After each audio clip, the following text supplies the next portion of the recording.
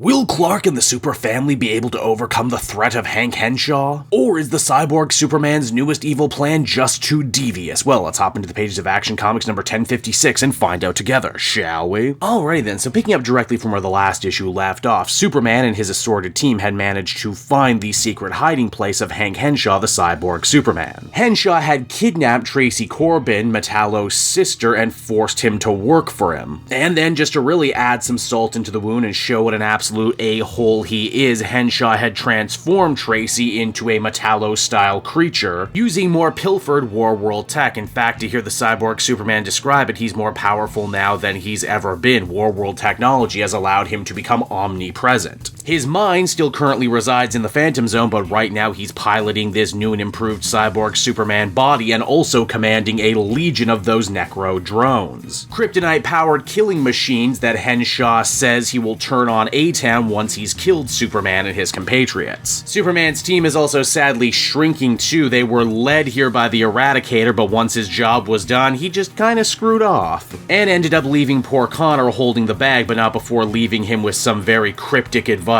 Metallo, continuing his trend of actually being a surprising good guy, goes out of his way to protect Othel and Osso, the Super Twins, seeing as they just so currently happen to be the Cyborg Superman's main focus of ire at the moment. Things take quite a turn though when Steel, John Henry Irons, gets a little too aggro in the fight and ends up hitting the Cyber-Eyes Tracy. This sets off Metallo, who ends up challenging the Cyborg Superman one-on-one. Henshaw berates Metallo, saying that he's stupid, that he was much too easy to be played. And just to really tie it back into the flashback from the previous issue, Cyborg Superman even goes as far as to say that Corben is no better than a gun, something to be wielded by his betters and then thrown away. Corben, though, defies this reading, saying that things are different now, that he's different now, and then he kind of shocks the entire room when Metallo rips the Cyborg Superman in half. Well, damn, I didn't see that coming at all, but I guess this story started with Metallo, so it's only right that it should end with Metallo. With Henshaw's main mechanical avatar seemingly destroyed, all the other Necro drones start to power down all across Metropolis. We see Supergirl and Keenan breathe a sigh of relief as the fight actually seems to be over and A-Town safe. Of course, this isn't the end of the Cyborg Superman. His mind is still trapped in the Phantom Zone. He just won't be able to cause any trouble out here for a while. Then there's still the matter of Tracy herself. For a second there, no one is actually sure if she lived or died, but thanks to Steel and Natasha Irons, it looks like she's going to pull on through. In fact, her and her brother have actually been moved into the building for safekeeping. It's not a totally happy ending though, however. Tracy might be alive, her body might have made it through, but her mind is the real problem. She's not used to feeling like how her brother John feels, mainly not to feel at all. She fears that she may end up becoming a monster like her brother, only for John Corben to say that that's never going to happen because Tracy is one of the good ones, one of the ones like Superman. She's gonna turn this around and make the most of it because, well, she's a good guy and the good guys always win. Superman also vows to watch over the Corben family too, believing that Metallo is on the verge of actually turning things around himself and becoming a hero that no one would have thought possible. A fact of which bowls over even someone like Natasha. She always knew that Superman was good, but to be this forgiving and this accommodating to a guy who was trying to kill you just a couple days ago? I guess that's just more proof why Superman isn't just the Man of Steel, he's the Man of Tomorrow too. Now this isn't the end of the book, however, as we get one last little stinger. We actually check on in at the headquarters of Blue Earth, those anti-alien human supremacists. They got hit harder than just about anyone in this story. They lost men to both Metallo and the Superman family. We get a little bit more insight into their rhetoric. Can't you see Superman and his aliens? They're changing us. They're changing the city. It's full-on Kryptonianization. Soon every building's gonna be built by them and everything's gonna be powered by that new Steelworks energy source, and hard-working red-blooded patriots like Lex Luthor and Mr. Walker, well, they're just being painted as villains, you know, all that kind of way too transparent rhetoric. Though it's at this meeting we end up actually meeting the leader of Blue Earth, who is revealed to be an attractive young goth woman. Hey, you know what, maybe I take back all the bad stuff I said about Blue Earth. You know what, I'm willing to sit in on a couple meetings. This mysterious lady, whose name we don't actually learn this issue, claims that she already has a plan in motion to paint Superman and his family as a group of mass murderers, but for more on that, we'll have to come back next time. Well, actually, we'll have to come back after the Night Terrors event. That technically is next, but you know what, now I'm just splitting hairs. And so that was Action Comics number 1056, everyone, and overall I thought it was pretty good. Not great, it could have been great, but it did suffer from some problems right at the very end, mainly in that the whole finale feels a bit rushed. Having Metallo actually be the one to save the day and defeat Cyborg Superman is definitely a cool idea, and it was certainly thematic to see John Corben overcome this idea that he's no more than just a gun, that he actually is a person, and he found this out because Superman and the Super Family were willing to believe in him. It just kind of felt like the big battle at the end was over so quick, and that Superman and the others didn't really have that much to do in the greater scheme of things. Also, Henshaw's big plan too of him wanting to kill the Super Twins and destroy A-Town as a way to get back at Superman for the death of his wife and his Fantastic Four-style family wasn't really much of a plan at all, was it, when we really think about it? Don't get me wrong, I think the story actually leaves things off in a pretty interesting place, with John Corben and his sister essentially becoming new wards of the Super Family. I just can't help but shake the feeling that it was missing something. Maybe this story had to wrap up a lot quicker because they had to make room for the Night Terrors event starting. Maybe I'll never know. Still, though, I gotta grade this single issue, and I would give this one a 7.5 out of 10. I think this is one of those stories that's ultimately gonna read a lot better in trade, though, because this issue actually does make a lot of callbacks to the one that preceded it.